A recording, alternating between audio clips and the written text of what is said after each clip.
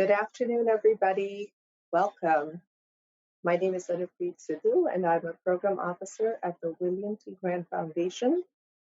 I have the pleasure of being joined by our Senior Vice President, Dr. Kim DuMont, and our fabulous communications team, Billy Hunter and Natalie DeRosa.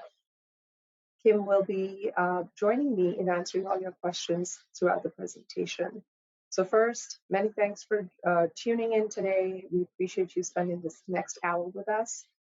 Today's webinar will focus on improving the use of research evidence in ways that benefit youth, and I'll share some insights into what we look for and how we evaluate these applications.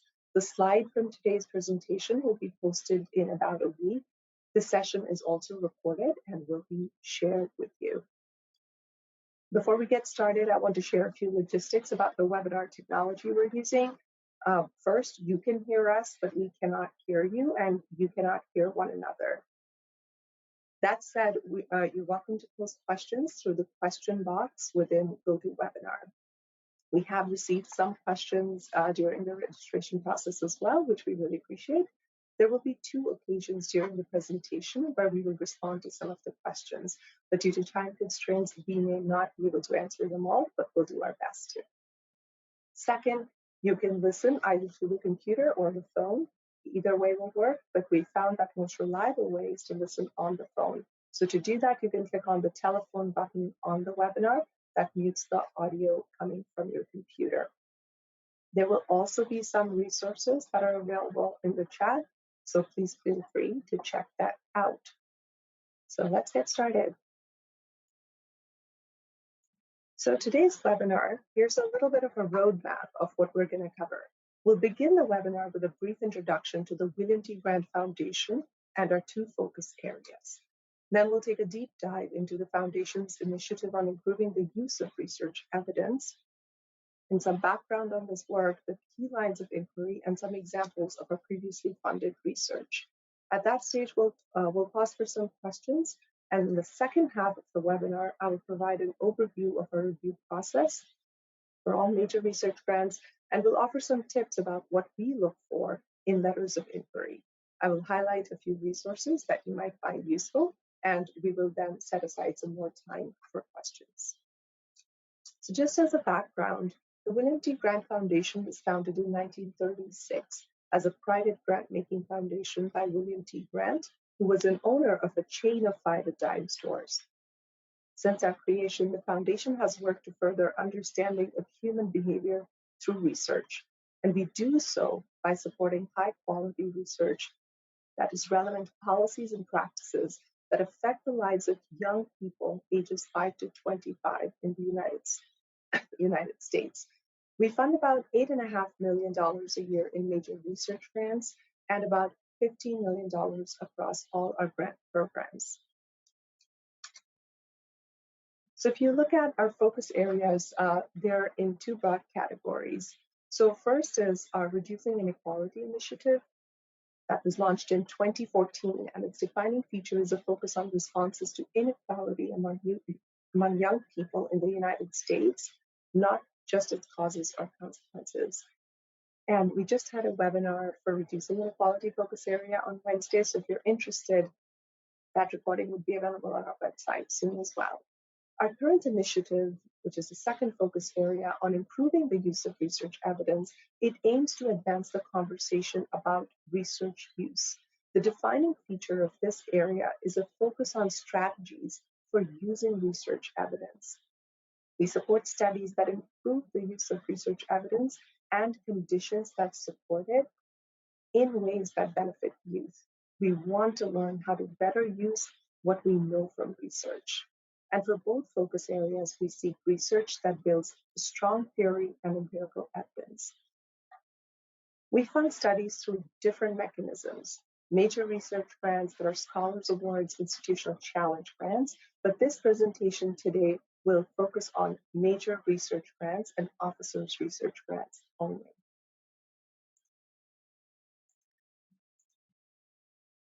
So just to begin, why study ways to improve the use of research evidence at all?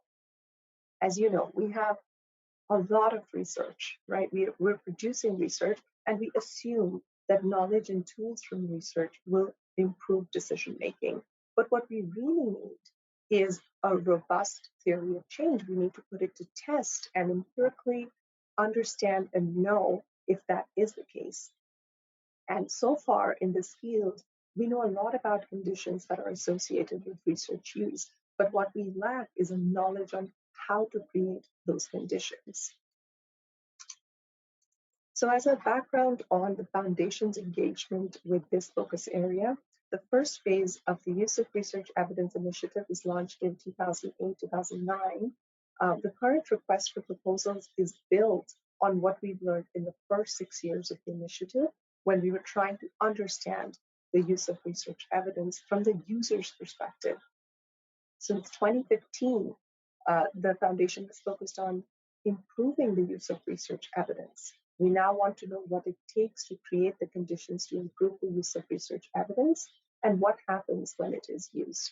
And this distinction is important because we like to see studies where a major portion of the study is focused on improving the use of evidence.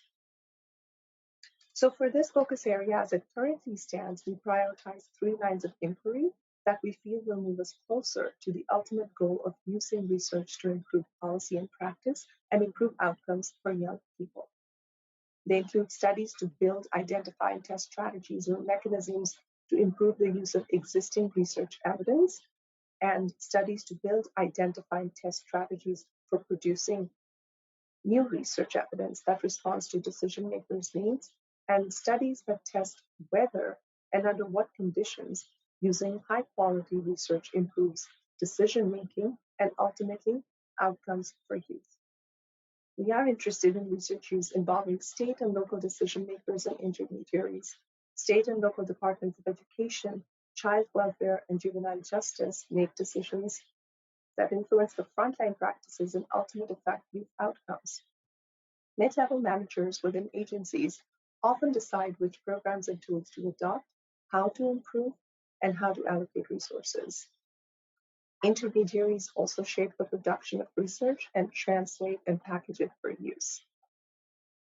Although many individuals are working to leverage research and inform policy and practice, we need more systematic studies of these efforts. So we'll take a few minutes to consider each line of inquiry separately, and with each discussion, we'll follow it up with an example of a study that we've funded. So we're interested in systematic studies to identify, create, and test structural and social conditions that foster more routine and constructive uses of research. We expect that these studies will build on prior work about the conditions that foster use. Existing studies provide important examples and empirical evidence about the processes, relationships, and structures that are associated with the use of research evidence. In this case, investigators might draw on the work by the Foundation's grantees or explore the fields of knowledge translation and mobilization, which have a history of developing strategies to advance knowledge. So what we know from previous research is that there are opportunities for discussions about research and active deliberation that foster a deeper understanding. And we do need studies to determine what strategies will leverage this deliberation to deepen research understanding and use, and under what conditions are they effective. So to illustrate that, I would like to share a study that was approved at our last board meeting in March, actually, last month. So this study by Dr. Scott at Pennsylvania State University, it's investigating the impact of family impact seminars on the use of research evidence by state legislatures for policies related to children and families. So family impact seminars are an established infrastructure for supporting use of research evidence in the child and family policy deliberations in state legislative sessions. This study is analyzing all 50 states' legislative activity, and then using the archival records from the seminar over the span of 13 years. The team will use an ITS methodology, interrupted time series, to leverage historical records to evaluate if this model has led to increase in use of research evidence. And they're looking at observed use of research evidence using content analysis of state legislation. The second line of inquiry is based on strategies for producing new research evidence that is more useful. So studies to create and test the incentives, structures, relationships that facilitate the production of research that responds to decision makers' needs. So our hope is that investigators will build on the available evidence about the conditions that stimulate research agendas that are responsive to decision makers' questions. This might include work from organizational theory about introducing and sustaining change, or work on research practice partnership. For example, we know that research is more likely to be used when it is viewed by policymakers as sensitive to local context or designed for actions. So we need more studies to test mechanisms and initiatives to develop researchers' capacity to conduct collaborative work with practitioners and test conditions that facilitate its use. So here I'll share two examples. One is by Dr. Ahrens, and the goal was to understand optimal ways for enabling and fostering research practice partnerships to improve the use of research within child welfare systems. Here's what their research questions were. How does the co-production of research by academic partners and child welfare stakeholders lead to research questions with greater relevance for child welfare decision-making and greater consideration of research evidence in child welfare decision-making and planning regarding policy, practice, and programs? This was also a mixed method study, and through the relationships and partnerships developed, the team focused on research-based workforce retention initiatives, and the academic partners assumed a consulting role for centering system practices around available research evidence. Another study I'd like to highlight is by Dr. Ozer, which investigates under what conditions is the research evidence generated by students using youth participatory action research used in school and district decision making, and how might the use of this particular form of evidence be improved. The team, this is still an ongoing study, so the decision makers here were district level department heads, supervisors, superintendents, school principals, and other administrators. And it is also a mixed method study to examine the evidence that was produced through YPAR. The team found their results of the ongoing study, not the final results, but what the team so far has found is that brokering by adults within the district, by university partners, and by youth themselves was active and meaningful and likely necessary. I will also pause to say that any of these examples that I'm sharing here are, you can view them on our website under Awarded Grants tab if you wanted to see a description of the study. And the last third line of inquiry is a little bit different and takes up the challenge of creating and testing conditions that facilitate take-up of high-quality research that leads to improved decision-making and ultimately better outcomes for youth. We invite research teams to investigate under what conditions using high-quality research improves decision-making and youth outcomes.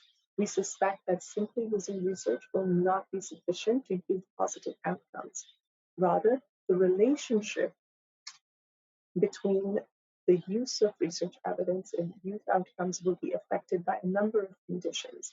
And these conditions might involve the degree of consensus about the body of research evidence or the capacity of the staff to apply the research. As an example, an observational study might examine whether states' efforts to mandate and incentivize research use results in greater engagement with research and hence changes in practice that benefit youth. So all that to say that we need studies to determine, implement, and study comprehensive strategies to nurture conditions for research use with attention to their operating contexts. And here I'll share an example of yet another study that was approved at the March 4th meeting very recently. The description of this one and the Taylor Scott study is not up yet, but it will be soon in the upcoming week or so. This study is using a decision analysis process and providing additional guidance and support to the decision makers as they undertake the process of allocating opioid settlement funds to benefit youth. So this study is including all local agencies from the 100 counties and 12 municipalities of North Carolina. They will be pilot testing a decision-making tool and then testing 3 levels of guidance with the tool. So their aims are, if I just wanted to give you the whole range of what they're undertaking, they're starting with a baseline assessment. They're assessing the norms of organizational routines in counties and municipalities for opioid settlement decision-making. Then they're pilot testing a decision-making process, and then they're testing the 3 levels of guidance, as I just mentioned. And then for the 3-arm trial, it's a randomized trial, all agencies will receive access to materials. The limited guidance arm will receive a series of webinars, and the expanded guidance will receive technical assistance as well as the webinar. So I hope this gives a good overview of the 3 different streams that we like to fund under the focus areas, and I hope that these examples illustrate those connections. So at this point, I will pause for some questions, and I would like to invite Kim to join us for this session. Hi, Anu, and thanks for that introduction. It was great to hear that the work is being funded in these different policy spaces: family policy, public health, education, child welfare, and at the different levels and with different actors and intermediary organizations at state levels, in regional child welfare agencies, and also in district offices. A question that we received during the registration is along these lines, wondering whether you fund studies in the higher education space. Yes. So the short answer is yes. And the long answer is that to be eligible for the portfolio, the studies have to focus on children, adolescents, youth within the ranges of 5 to 25 years of age. So as long as your population of interest lies there, we are very flexible with which type and space of which kind of youth serving institution you're based in. So it's not restricted to K through 12. I also think that we're having some discussions and learning more about the dearth of research in higher education spaces, especially the use of research evidence space. So all that to say that we would welcome studies in that area. Thank you. A second question comes from the other end, talking about the research that might be involved in these studies or highlighted for use. And folks are wondering if you can share examples of research evidence that's been overlooked despite its potential to transform youth outcomes. Well, I want to say majority of research, but that would be a very skeptical view of that. No, I'll be more optimistic. So, as I was saying, why study this? I feel like as researchers, we publish, and that research exists somewhere, and many a times never sees the light of day. So, what that specific research that's being overlooked, it looks different in different spaces. So one really has to, wherever you sit in your area, field of practice or research, one really needs to see, oh, here's a challenge we're grappling with. What exists? We need to go looking for that. Now, what I would say is that, Kim, actually your essay talks about the other side of things, like there is research that's sitting there and how powerful it can be when it's used. So I think you demonstrate the instrumental use of evidence to inform the child tax policy, the tax credit policy, very well in your digest essay, and I hope that we have that in our handouts. The other thing I'll just point again to the Leah Friedrich study that I just mentioned, that here there are billions of dollars that are going to be given to local agencies for opioid settlement funds. And there is research that exists to inform, including children and how they can benefit in that area of research. So that just shows how that research can be taken up and used effectively to improve youth outcomes. So I will also pause to invite your comment on this, Kim. Thanks. No, I'll just add one more example, which is related to the higher ed question. First, we just had a conversation with our board of trustees, and we highlighted the example of research that exists around the experiences of first generation college students and how this might improve instruction or resources to help instructors instruct.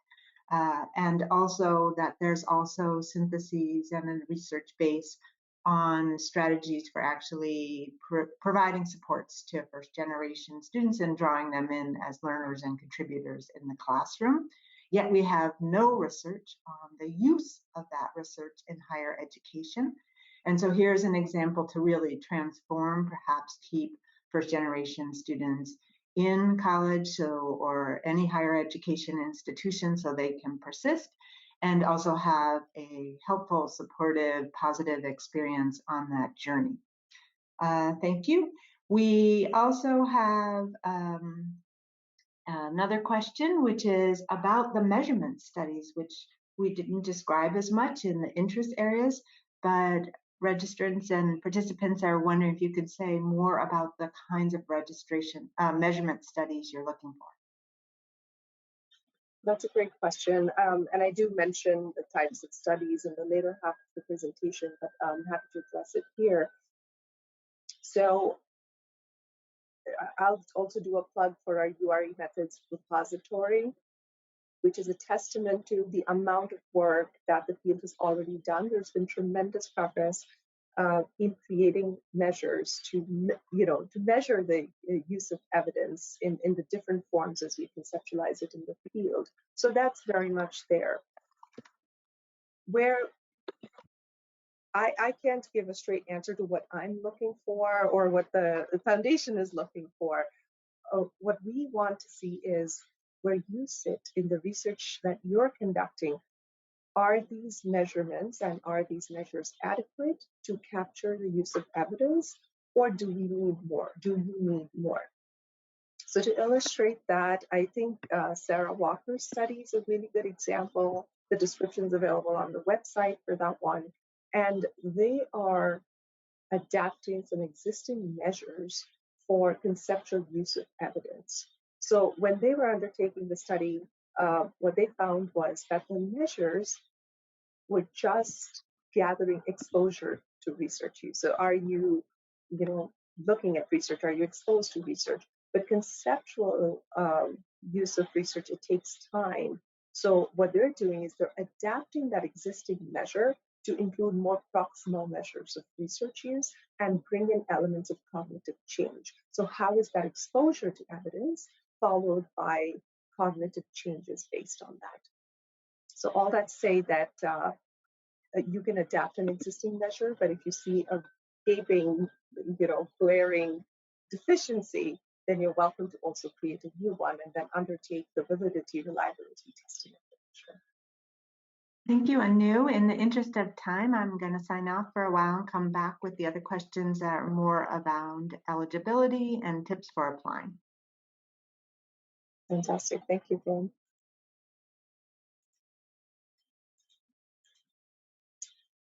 All right. So now we'll transition and talk a little bit about the application process. So this will entail talking about the application and the review process for major research grants. And though the review process is broadly the same for the reducing inequality and use of research evidence, there are some elements that are very specific to this portfolio. So I'll dive into those pieces as well. So our focus on improving the use of research evidence, which I discussed in the first half of the webinar, it can be pursued in both our major research grants program and through our scholars program. And I believe that the guidance for that program is released in late January. But I would just keep an eye out on our announcements and check our website regularly for that. And so remainder of this will present the review process for this. And like I said, will highlight the qualities that we value in our URE, as we refer to, use of research evidence proposals. So this is the first step of the process, is submitting a letter of inquiry. It is a 5-page mini proposal, and that it defines the key research questions, hypotheses, a discussion of relevant literature, the motivating theory, and it also offers a concise overview of the sampling strategy, methods, measures, and analysis plan. So I know that's a lot to pack into one proposal, but it's really brief and it really shows us how you're thinking about the approach. The funding limits for this focus area are higher. So these requests can range anywhere from $100,000 to $1 million, and they cover an award period of 2 to 4 years. So the upper limit of this funding, it reflects our interest in receiving bold research projects that are well positioned to advance the field. And the budget request should consider the scope of work and the proposed research design and data sources. What do I mean by that? So studies involving secondary data analysis, they are at the lower end of the range. And these limits are also specified very clearly in our application guidelines. So if you're undertaking secondary data analysis, that range would be 100,000 to 300,000. And studies that involve new data collection can have larger budgets. They are typically between 300,000 and 600,000. Now, if there are proposals that are launching experiments in which settings, which could be schools, child welfare agencies, and criminal justice settings, they're randomly assigned to conditions, then they are eligible for funding above 600,000. And I'll also say that if these are causal designs, if you are assessing causal associations, then they usually end up on the higher end of the spectrum.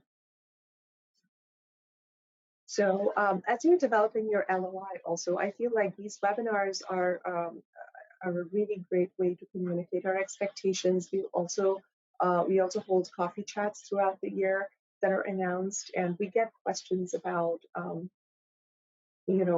specific LOIs, but we are a small staff, and unfortunately, we're not able to conduct one-on-one phone calls or meetings, and we do not review proposals prior to the submission either. So we recommend that you engage with the materials that are posted on the website and then submit your letter at one of the deadlines.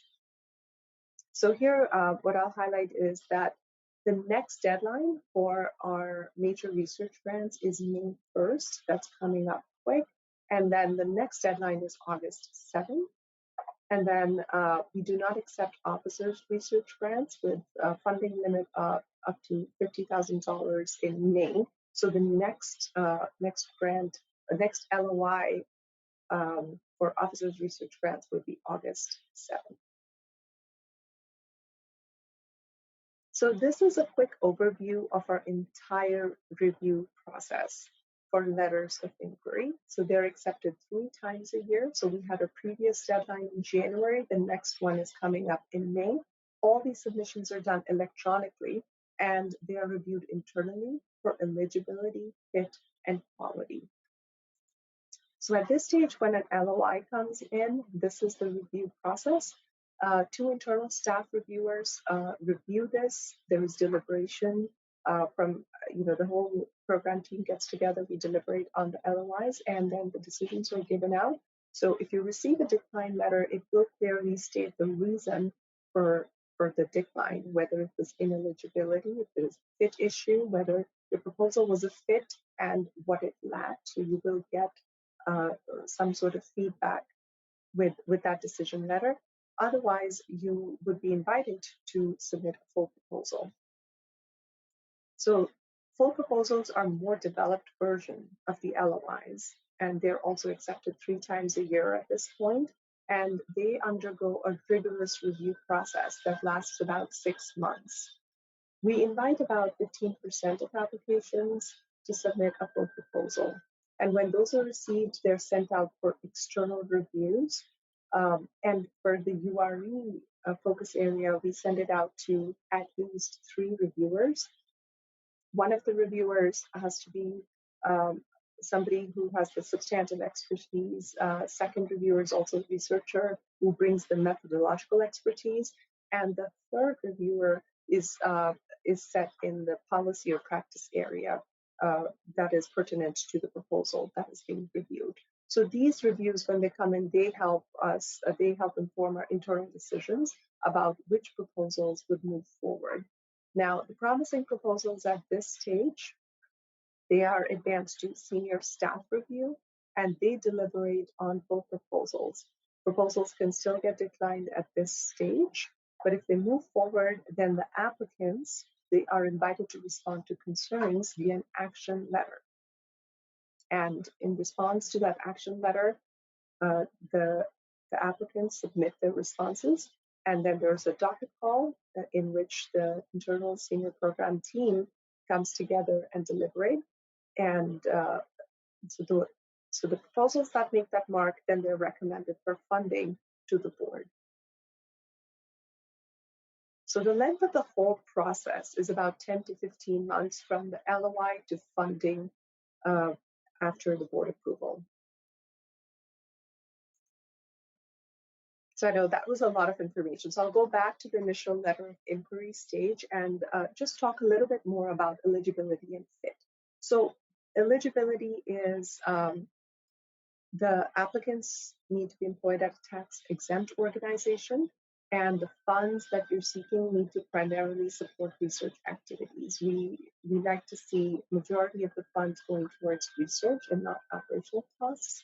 And the projects they have to be relevant to youth ages 5 to 25, and the study needs to be based within the United States. So that is the eligibility criteria. We don't get a lot of LOIs that fail at this stage, so it's really important to be mindful of this criteria when you're applying. And the second most important stage is being a good fit for the focus area. Now, this is really important.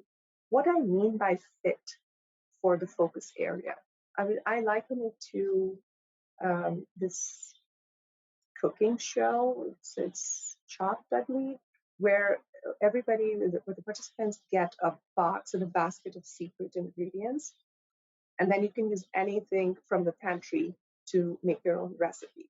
So this box of secret ingredients, it's not so secret for the foundation, but you need to have these key ingredients in the proposal for it to be a good fit for the use of research evidence portfolio. And then you can turn to your pantry, to your research methodology, training, your theory of change and substantive area, and bring that into the mix, because you are the expert in the proposal that you are sending. So what are these ingredients that you absolutely must have? So you need to define what you mean by the use of research evidence. And in that, we also encourage to define research, what type of research you're referring to. As we define it, it's empirical evidence derived from systematic studies and analysis. And we do not equate data with research, right? We're talking about research. Also, I think Kim also refers to this in her digest essay. We have a wider definition of evidence and we accept it, but all other forms of evidence and other forms of knowing have to be accompanied by research evidence for the proposals that we submit. The second is to convey how are you conceptualizing the use of research evidence. Are you interested in studying the direct application of research evidence to decision making, the instrumental use of evidence, conceptual influences on how decision makers think about problems, or of strategic uses to justify existing stances? These ideas should be situated within a larger theoretical framework, because this will inform efforts to build and test theories on how to create change.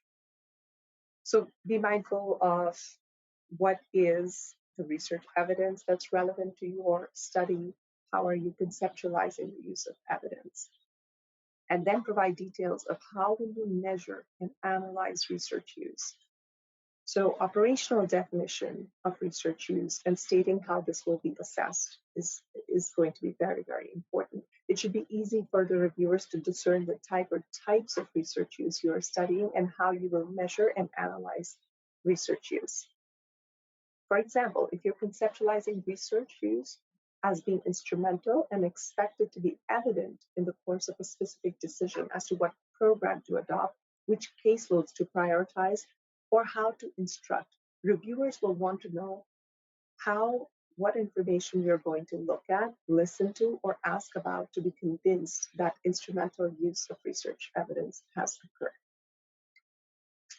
And last important criteria for FIT is identifying the decision makers. And again, they differ by the discipline, domain, and the setting in which the study is based. I'll borrow some language from our application guideline to specify that decision makers, as we operationalize them, they're not limited to individuals or agencies with formal policymaking or policy implementation authority, advocates who influence policymaking or policy implementation, or intermediaries such as professional associations. They also are included. So anybody who provides information, consultation, and technical assistance to inform members' decision making. So when we read the letters of inquiry, we want to see that you've thought deeply about the issue and that your team has the methodological expertise that you need to do the work. So make sure when you're framing your LOI that you're attending to these aspects. And so these are the different types of studies that we welcome. So it could be a descriptive study that is meant to clarify the mechanisms for improving research use. It could be intervention studies that examine attempts to improve research use, or measurement studies. We also touched a little bit on that in the prior examples. So these are some ingredients of successful letters of inquiry. So the first point, we recommend grounding the study in prior theoretical and empirical work. So it may draw on work by the Foundation's grantees or engage other traditions for studying how to strengthen connections between research, practice, and policy communities. The second, successful letters will prioritize research activities. We seek systematic studies on improving the use of research evidence, which means that the research questions are primary and the change efforts are secondary. However, our call for studies that identify, create, or test strategies for improving use have resulted in a number of proposals where the research activities are overwhelmed by change efforts. The most successful letters will lead with research questions and the hypothesis. Third, we value letters focused on research use involving state and local decision makers, intermediaries, and middle management. So as you'll see the examples that I've shared from our March docket, all three studies were actually looking at state and local decision makers. It wasn't deliberate, it's just what had come through. But I'm just trying to illustrate that if you're looking for examples that are attending to those questions, look at the grant descriptions for the 2024 studies that will be posted soon. So we recognize their role in deciding which programs, practices, and tools to adopt, deliberating ways to improve existing services, and shaping the conditions for implementation. So we rarely fund studies focused on the use of research evidence by frontline workers. They can be a part of the study, but again, the focus has to be on the decision makers. And successful letters of inquiry demonstrates how the project adds value to theory and directly or indirectly informs policy or practice. So try to make the best case for why your study is important and how that adds value to policy, practice, and the literature. As we discussed earlier, You can adapt and hone existing measures of research use or rigorously develop new ones. So these are some other ways to push the work forward. So to learn more about our interests and the application process, I encourage you to visit our website and review the application guidelines and supplemental resources. So our staff spends incredible amounts of time developing and gathering these materials. So I'll touch on some of these briefly. So these are some resources. If you were to review one thing front to back before you write your LOI, it would have to be the application guidelines. We renew them, we review them annually, and make sure they're all up to date and have the most important information that you would need to put together a compelling application. Application submission instructions, our grants archive. Like I said, you can go directly to our focus area on use of research evidence, or you can click on awarded grants to look at the archive. There are so many blog posts, the digest essays. I know I keep pushing Kim's essay, but I think it is a really wonderful synthesis of what we know from use of research evidence studies so far. So do not miss that. And there are other articles by our staff and grantees that are so important and frequently asked questions. I've added the QR code. If you'd like to scan that, it will take you directly to our applicant resources page. And another important resource you'll find on there, it is annotated proposals for research grants on improving the use of research evidence. So these will really show you how some of our grantees have put together their applications and engaged with each of the elements that we've talked about to make it a very, very compelling fit. And you can look at what their theory of change is and how their research design methods and analysis lines up with all of that. And this is our use of research evidence repository, which is an open resource for the URE community to share and learn about the research methods used to understand and improve the use of research evidence. It is regularly updated. You will see study protocols and measures that have been used in the studies.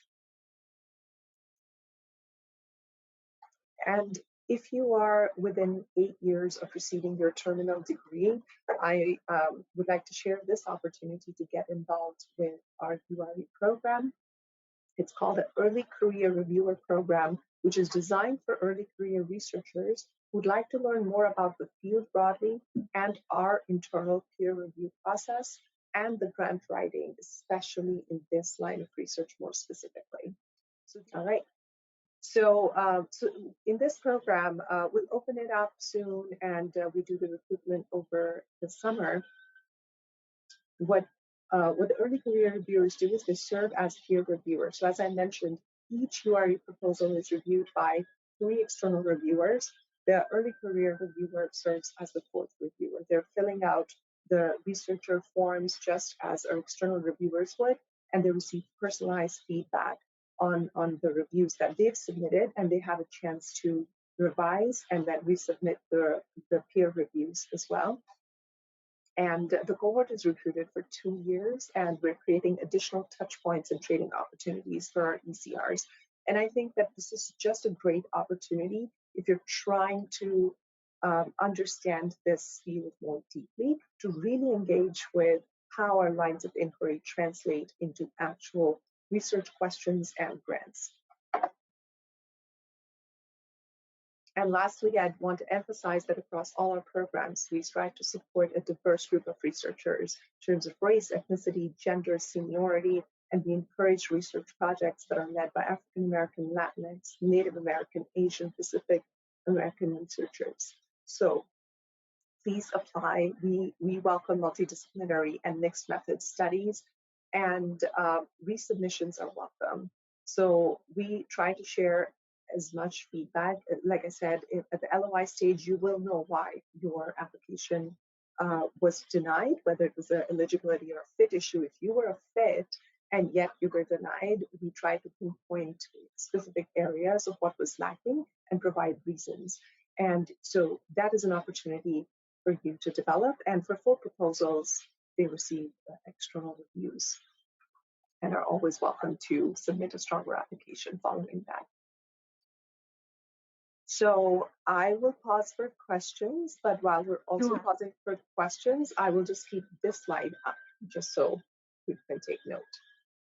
Thanks, Anu. We have some questions that are about eligibility, which I'll go to in a minute.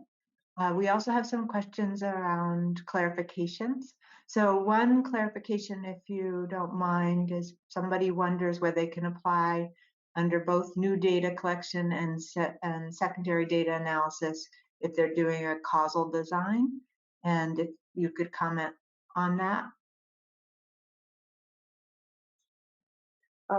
Thank you for that question. If I understand correctly, did they mean both of these components in one study? Yes, and so I think that is part of the clarification, yes. Absolutely.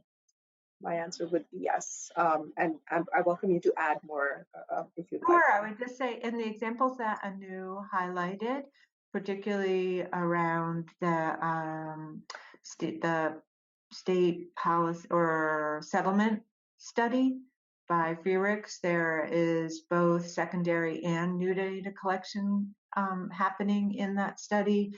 And I think the one by Taylor Scott that you highlighted that was just approved has both secondary and new data collection, and both have some causal intents or questions in those studies. So yes, it's welcome. A second clarification is understanding a bit more, and I'm happy to take this one to give you a break anew. There are two related questions really around what level of policy and implementation we're focusing on. Would we be interested in school building administrators or teacher implementation? And another question came in around, can you say a little bit more about why studies focusing on the use of research evidence by frontline workers, teachers, child welfare workers aren't the focus of study?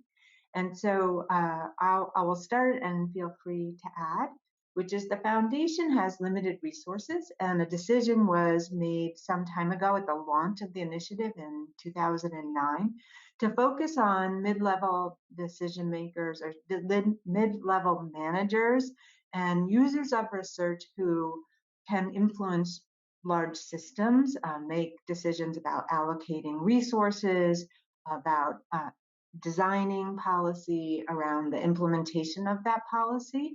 And it was seen as a complement to dissemination and implementation science research, which at that time focused more on the frontline workers. And so that's why we sit in this kind of niche area of making sure that people who are making decisions about budgets, about resources for teachers, resources for child welfare workers, the structure of an agency, the intermediary organizations that advocate for children, and policymakers are also engaging with research just as frontline workers do. And they certainly make decisions all day long that can intersect with research. Is there anything you wanted to add, Anu? No, I think that context is really, really illuminating. So thank you for that. Okay, and then we have several questions about eligibility. People are interested in whether you support studies on the use of research in policy and practice in international settings. Our studies have to be based within the United States, unfortunately. But I would just bring in your perspective, Kim, because we've had some institutions that are based outside of the US, but my understanding is that they've collaborated with local settings. Is that right? Yeah, so we are focused on US-based youth, and to the extent that a study can provide insights about that, it is welcome to apply. And so sometimes those sit outside of the United States, but a strong case has to be made that it's relevant to US-based youth. And then in terms of where an individual investigator sits, sometimes those investigators sit outside the United States, sometimes they sit inside the United States. Relatedly, we had a question about whether we support international students and in doing studies on research use. So we don't have anything in our guidance that explicitly excludes students. You have to come through the competition, and it's more determined by the guidance of your own university or research organization or entity about whether you can apply. And again, it will proceed through the competition alongside others. Historically, we have not funded graduate students on their own, and usually there's someone at a postdoc or faculty level who is leading the research. One last question about eligibility concerns, can any organization apply for foundation funding? Oh. And go ahead. So, sorry, I just wanted to add to the previous response for international students, if that's okay, and then we'll come back to this question. I just wanted to say that we do have a mentoring grant, which it's the existing grantees who bring on their graduate students as mentees. For that application, it's a completely different mechanism. So if you're an international student and your mentor or PI is a grantee, then that's one avenue before you've completed your PhD. Okay, so moving on to the next question. What types of organizations can apply for the grants? Any tax-exempt organizations. To my understanding, we accept applications from researchers sitting within universities or research institutions outside of that. So if you're conducting research at a tax-exempt institution, you can apply. Yeah, what would you say? That's great. I think that's right. And we have a request to our communications team, which is that if the links that are showing inside the PowerPoint slides could be put in the chat. And so I'm not sure if that's possible now. Please do know that we will make the entire webinar and the slides available shortly. Okay, another question that came in is really about pursuing some of the language that's in our guide about how you demonstrate the potential impact of research when you're writing your letter of inquiry. I don't know if you wanted to start there or if you wanted me to start. I'd love for you to start. Thank you, Kim. Okay, so we don't expect a single study to have an impact. The burden on an applicant is to demonstrate how the study will contribute to theory and contribute additional empirical evidence. So a letter of inquiry might describe the existing theory, where additional nuance is needed, where it should be challenged, and then design a study that will be able to do those things. At the same time, it has to be relevant to policy or practice, and we do include a third reviewer on the full proposals that has policy and practice expertise, as a policymaker or a practitioner, and that comments on that relevance. Did you want to add anything, Anu, or yourself? No, that's perfect. Thank you. Okay. A question that just came in is, do you accept any early childhood education studies, so children 5 to 8 years old? That would qualify. So it's within the 5 to 25, so absolutely. Yes, that does. You're welcome to apply. Okay, and then there's a question around the budget and how much detail is needed at the letter of inquiry stage. And for example, do you have to specify your sub-awardee or subcontract at the letter of inquiry stage? So I didn't go into details as much, but I wanted to clarify one thing before we talk about the budget.